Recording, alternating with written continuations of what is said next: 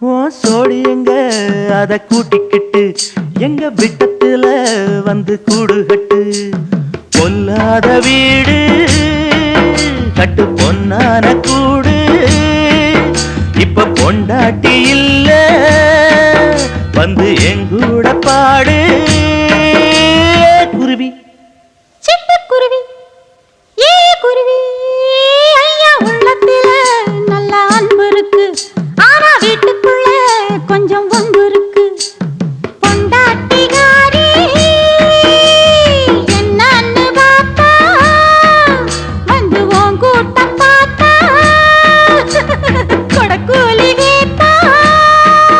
ஏ குருவி சிட்டுக்குருவி ஏ எவடி அடியே எவடி ஏ எவடி அது